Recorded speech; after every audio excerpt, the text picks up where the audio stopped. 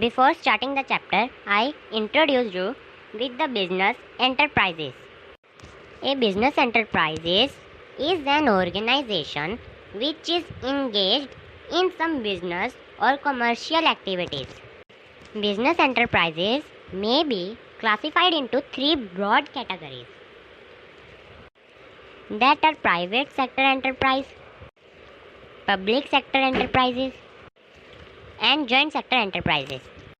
Private sector enterprises, the business enterprises which are owned, controlled, and managed by private individuals, are known as private sector enterprises. These enterprises work with the main motive of earning profit. For example, Reliance India Limited, Tata Company, Birla Company, Wipro, etc.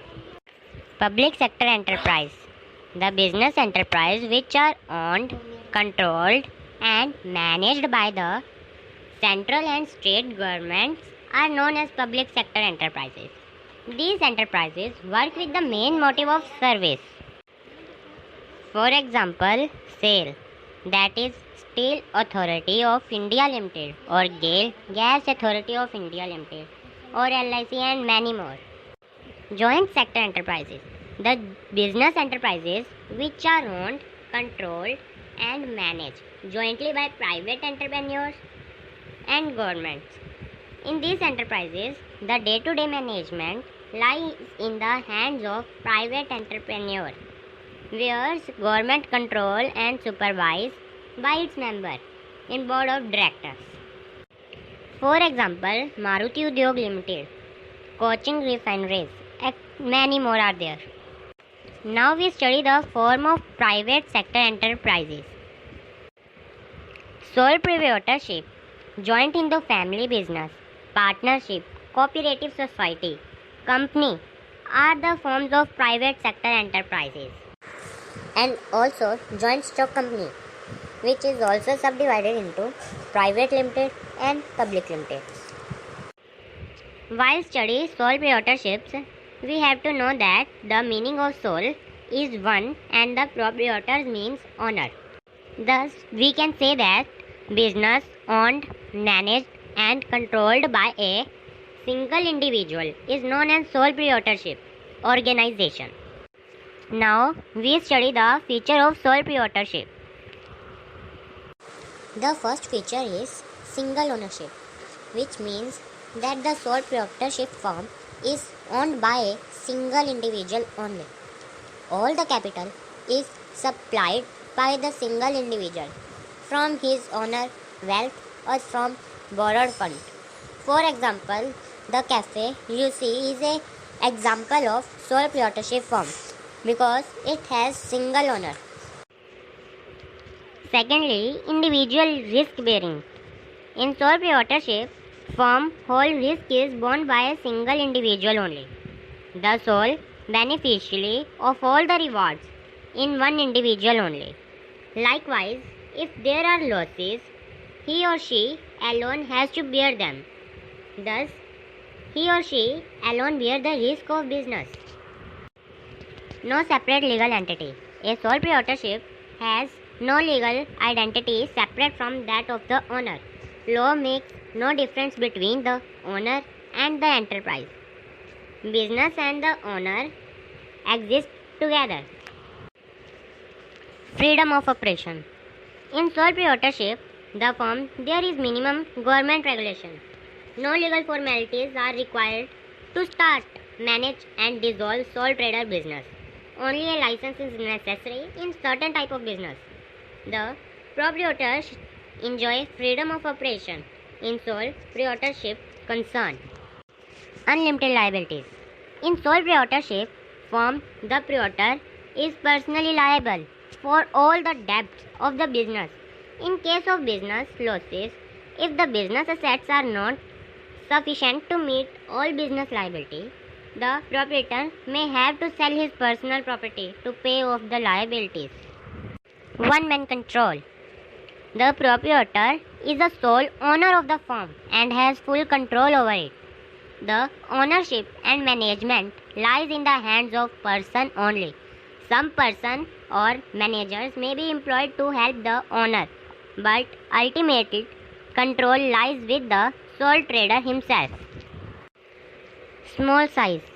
The sole proprietorship firm operate on a very small scale, as all the funds are arranged by one person. Total management and control lies with one person only. A sole trader can arrange limited funds and has limited managerial ability. Therefore, the scale of operation is generally limited. Easy formation and closure. There are no legal formalities required to start and close sole proprietorship firm. There is no separate law governing this form of business. Only in some cases a license might be required, but otherwise forming and closing sole proprietor business is very simple. Lack of business continuity. Since business and owner are one, so death, insolvency, incapacity, ailment, etc. will have direct effect on the business. Now we discuss merits of sole proprietorship firm. Easy to form and dissolve. A sole proprietorship organization is easy to form. No legal formalities are involved in setting up this type of organization. It is not governed by one specific law. The sole proprietor can close the business whenever he desires. Any legal formalities doesn't required. It can be closed by paying back its debts. Direct incentive.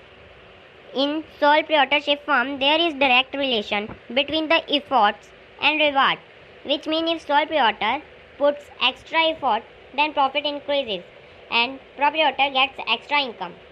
So proprietor is always motivated to work extra to get extra reward. Sole proprietorship firm is flexible. As in sole proprietorship firm, all the decisions are taken by the proprietor himself.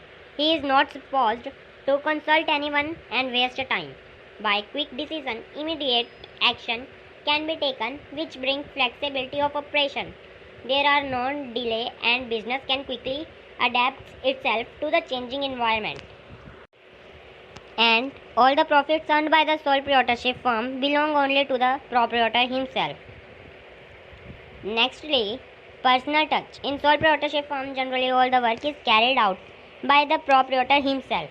So he can maintain direct contact with customer and employees and can make change in the product according to the demand and extension of the customer. Also, there is a secrecy because sole proprietorship not expected to share his secret with anyone other. Also, it is independent control. This firm is suitable for small scale operation. Sense of accomplishment. There is a personal satisfaction involved in working for oneself. The success in the business not only contributes to self-satisfaction but also instills in the individual a sense of accomplishment and confidence. Now we discuss demerits of sole proprietorship firm. Firstly, there is a limited resources. As in sole proprietorship firm, finance is supplied by the proprietor himself from his wealth or from borrowings. There is a limit to the credit raising capacity of a single person. This reduces the scope for business growth. The funds are not sufficient for medium scale or large scale business. Also, there is unlimited liability as sole proprietor is personally liable for all the debts. In case of heavy loss, the proprietor will not only lose his business assets but he may have to sell his personal property to pay back his debts. Limited managerial skill. In sole proprietorship firm, all the activities are performed by a single individual. A single individual cannot be expert in all the fields.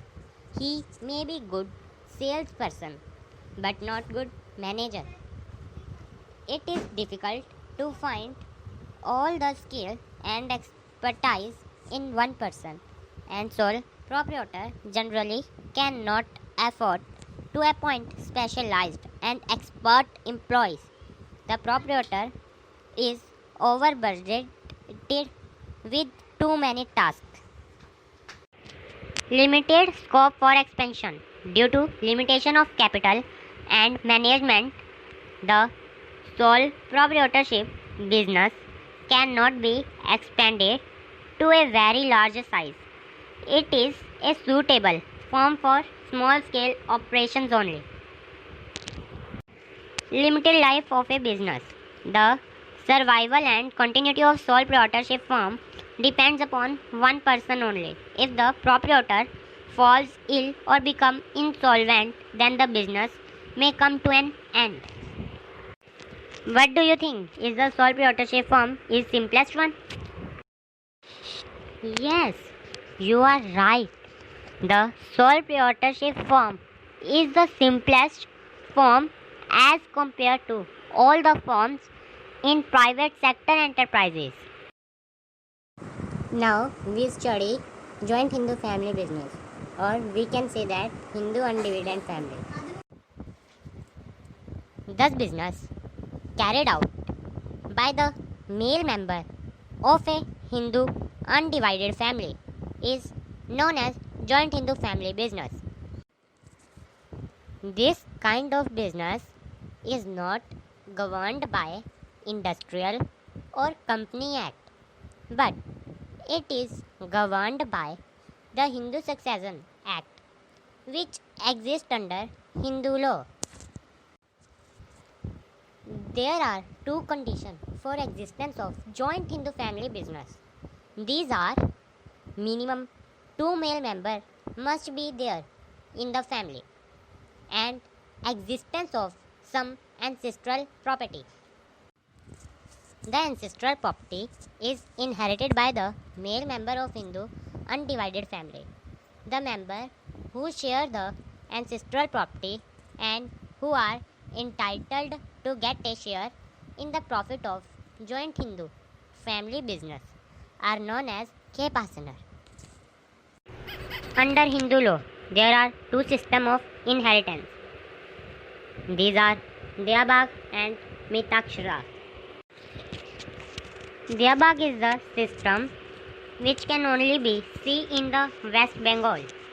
Under this system, the male as well as female member of joint Hindu family can become co-partners as well as co-partners. But in Mitakshara system, only male member can become co-partners in the joint Hindu family business, which can be seen in the India except West Bengal. Now we study the features of Hindu undivided family. Membership by birth, as person automatically become a member in joint Hindu family by taking birth in that family. And the joint Hindu family business is managed and controlled by the senior most male member of family, to which we call Karta. Thus, all other members have no rights to take decision in management of joint Hindu family business. In joint Hindu family business, there must be 2 members minimum, and maximum there is no limit. However, membership is restricted to 3 successive generations. Minor member. In joint Hindu family business, a child become a member by birth only, so there is no restriction for a minor to become a member of the business. Rights. All the members of joint Hindu family business have the rights to inspect the accounts. The member can also claim their shares in the family property at the time of partition of the family. Also, there is not compulsory for joint Hindu family business to get registration certificate as it is governed by the Hindu Law Act. Perpetuality. The joint Hindu family business continues even after the death of Karta. The next senior most male member automatically becomes Karta and carries on the work. The business comes to an end only when all the members notify legally that they are not the member of joint Hindu family. Friends, this all about joint Hindu family business. Thanks friends for listening us.